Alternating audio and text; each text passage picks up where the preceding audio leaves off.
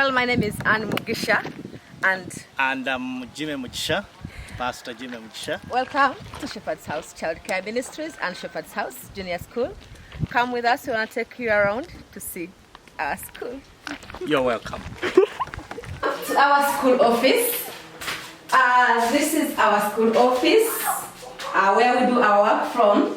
This is Shepherd's House Junior School, and here we have our mission, our vision, and our school motto. Like I said earlier, Shepherd's House Junior School is a project of Shepherd's House Childcare Ministries, and up there we have our core values as a ministry, the things we look up to. Yeah, this is where I sit. I report to every morning to make sure that our kids have had the best education, the best meals, the best life, each and every day of our lives. Here is our prefects for year 2020, school prefects. Our school timetable is there, the other one there. That is how we do our lessons. For example, Monday, the P7 do mathematics, science, English, and social studies, just like that. On the same block, same building, we divided the room into two parts using plywood, so we can have the girls on the other side and the boys on this side. So here is where the boys stay. The boys live up here. It was also, they have their clothes they work into the dormitories where they sleep. But this is where they stay, the boys and the girls. It is just risky. I just don't like it that the boys and the girls stay in one room. These kids are not related in any way, so it worries us so much that they could mess up on each other because they sleep in almost the same place and they are grown-ups. We have 13-year-olds, 14, 15, 13, 14, 12, 10 years old, and putting them up together in the same hall is just not right for kids who are not related at all. That is why Pastor Jimmy is working hard on the bricks. So welcome to our classrooms. This is the lockdown, everything is messed up. This is our classroom for primary one. Primary one has about 25 children, but they all share these chairs. Yes, this is where they study from. We go to this is another classroom floor that accommodates most of the children for classes. This is primary 7. These are the candidates. The candidates study from here. We're preparing them for national exams, and from this level of primary 7, they go to high school. When they finish, this is the last class of our level, primary school. When they finish, they go elsewhere and join high school. And this is primary 6. Primary 6 accommodates. We have gathered all the desks in the other class. Primary 6 has about 29 children. Yes, 29, and all the 29 share about 5 desks. I make sure they fit in, all of them. Everybody has where to sit. And this is primary 5. Has about 22 children in it. Each class has 5 desks. We give 5 desks to each class. However, there should be about 10 desks in each class, but this is what we have. So our last lessons were on 19th March, and the government closed schools on 20th March. Okay. Here is primary 4. Primary 4, they study from here. Primary 4 is the biggest class we have. We have about 30 kids. 35. Between 30 and 35 kids in primary 4. This is where they study from. It is a challenge because the class is slanting like this, the kids skip, but they study from there anyway. So welcome to our brick laying project. We are making bricks because we are trying to help ourselves solve the problem of the classrooms and the dormitories. And Pastor Jimmy, our director, has embarked on making bricks. This is where we make our bricks from. This is the mark, this is how we do it to make the bricks. Here is Callisti. Callisti, come, first come. Here is Callisti. Callisti is one of the children who have gone through Shepherd's House Junior School. He started from here and we have seen him grow, turn into a man. So he's in high school and he's in senior 1. During holidays like now, he helps Jimmy so much on the, he's a young, energetic young man. So he helps Jimmy so much to make the mud that eventually makes the bricks. Well done, Callisti. Thank you. You do good. So here, these are some of the kids that we have taught, and they come back and help again in return.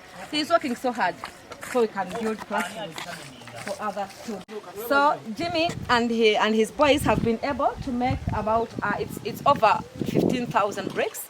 That's just enough to start on the project to make the classrooms and dormitory. They are still making more. These are very fresh. They've just put them, laid them down. I think by the end of the week they will have about 20,000 bricks. That's how we do it. Meet Prim. Prim is a hard-working young man who has also been part of Shepherd's House for some time. He helps Jimmy. They are energetic, more energetic than Jimmy, so they keep helping him to make the bricks. And this is what he does. These are now ready. They are ready. He makes them. Prim, say hi. Hi, madam. How are you? I'm okay. How are you? I'm good. Well done. Yes.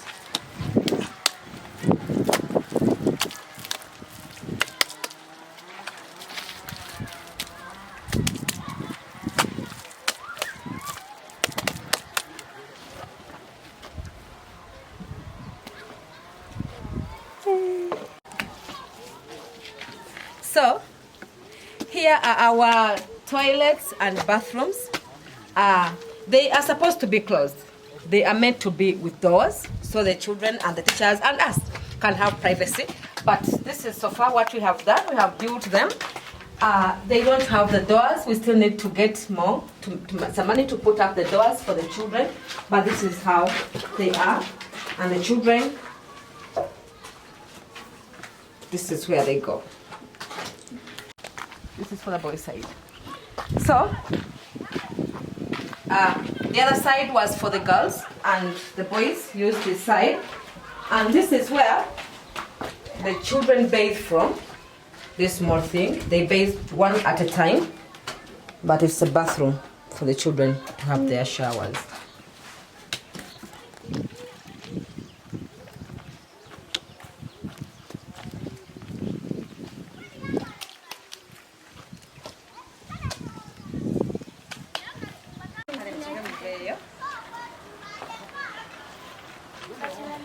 So welcome to our powerhouse. This is where we get all the strength. This is our kitchen, and here is what is cooking.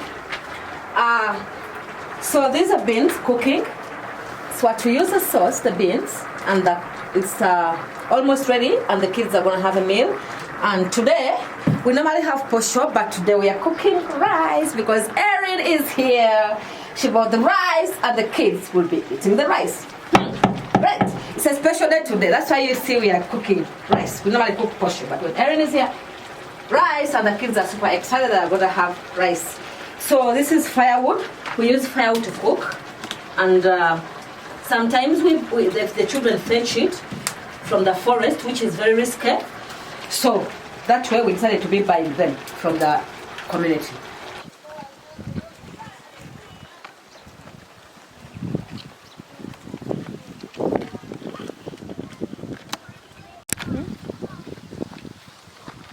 So here is where our nursery kids have their lessons, classrooms for nursery, but they are closed. I think the teacher is away. Who was the case? This is how the inside of the nursery classroom looks like.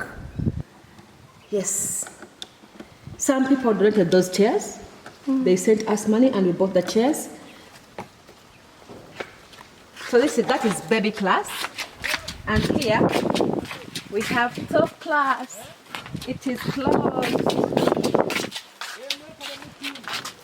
Oh, it is closed. Okay. And so now from here is where the teachers, we have 4 resident teachers who stay around.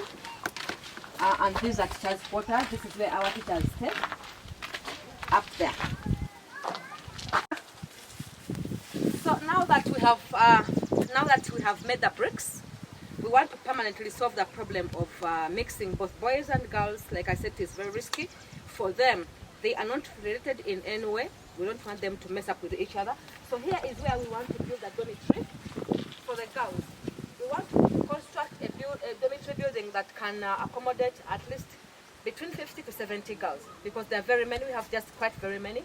So all this space is where we want to construct a dormitory for the girls. It's big enough to have the dormitories, the bathrooms for the girls, and all that they may need to stay safe. So here we are. Jimmy has been making bricks for some time. He's enthusiastic on building, although he doesn't go far. So he made the bricks some time back, and with the bricks we were able to construct this building here. It is incomplete. That is where his capacity ended, but he built them anyway. And so they're incomplete. We would love to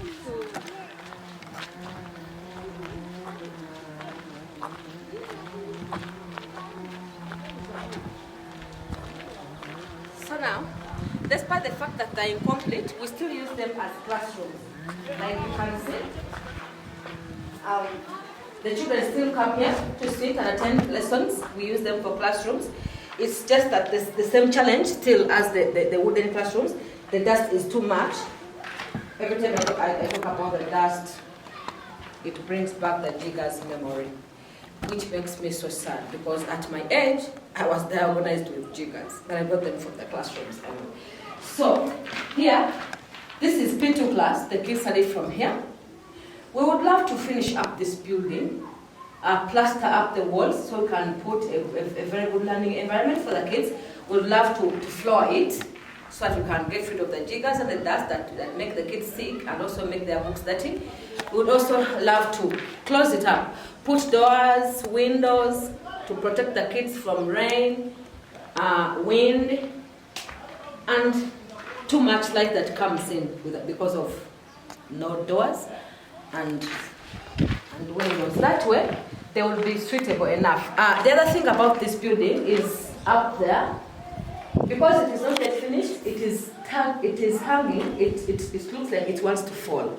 It scares me, it plucks out my heart, because every time it rains or every time the wind comes, I have a feeling it's going to fall. I just pray someday it doesn't fall on the children. That is my prayer, because it looks like it's on get set. It needs to be repaired very, very fast, so we can save both the teachers who use it and the children. So this is yet another unfinished building that Jimmy has been working on. So this is B3 class.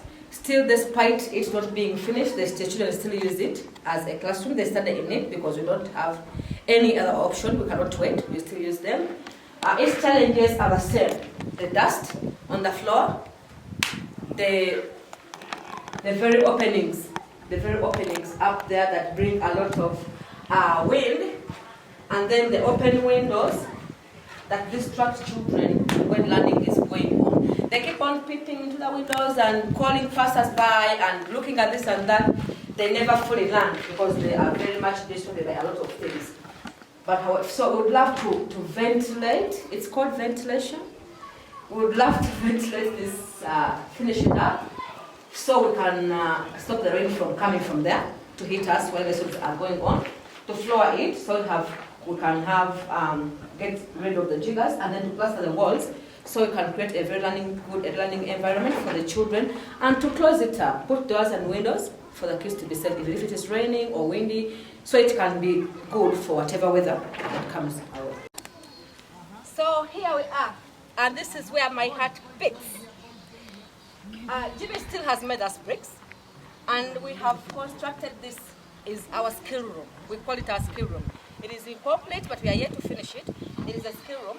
Here, just as the kids have lessons the other side, normal lessons, we want them to this is the room we are going to be using to skill the kids. We shall be teaching them skilling like sewing, because we have our sewing machines. We also want to teach them hair plaiting. They also, while the girls are learning that, the boys will be laying bricks with Jimmy.